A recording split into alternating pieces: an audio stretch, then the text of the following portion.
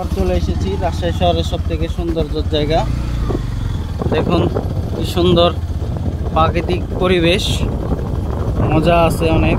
এখন বিকালে সবাই মাছ মারতে আসে। একদিকে পানি, পুকুর আছে, পুকুরের জমি, আর অন্যদিকে দেখুন কি সুন্দর সোজা প্রাকৃতিক পরিবেশ আর কাশফুল।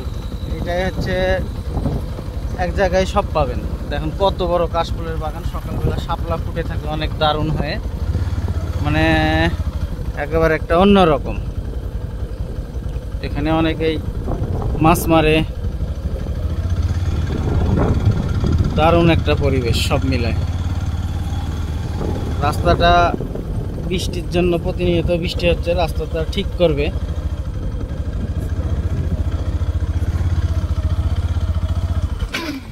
ওরে বাবারে বাবারে বাবারে, দেখুন এই জায়গাতে এক ভাই মাছ মারতেছে। মাছ মারার জন্যই হয়তো আমরা এই জায়গাতে এটা হয়েছে। মাছ মারার ইয়েটা দেখতে দেখতে তাকাতে তাকাতে ঘটনাটা ঘটে গেছে। জটিল একটা পরিসংখ্যান। আমার ওই জায়গাতে পিছলা গেছে পা।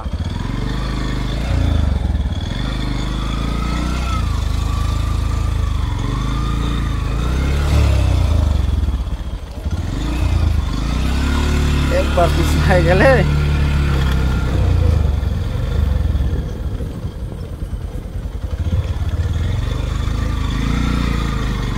জটিল রাস্তা।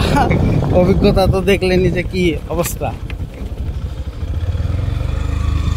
একটু পিছলাই গেলেই আর কি আপনার সব পিছলাই যাচ্ছে, যাক নিচ দিয়েই চলে যায় এবার। দারুণ। আর এই যে এখানে দেখুন কি একটা অবস্থা, কি বিশ্বাসই হচ্ছে না। এদিকে আপনার বাগান আছে, দারুণ। সবাই আড্ডা দিতে আসে মাঝে মধ্যে, আমরাও দিই।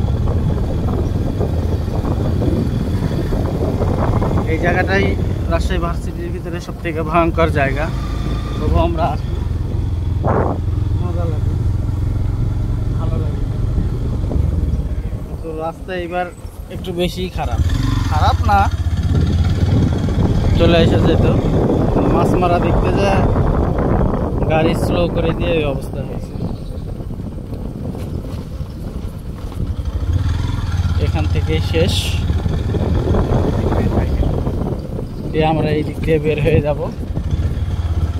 আমরা মাঝে মধ্যেই আসি এই রাস্তায়, আমাদের ভালো লাগে।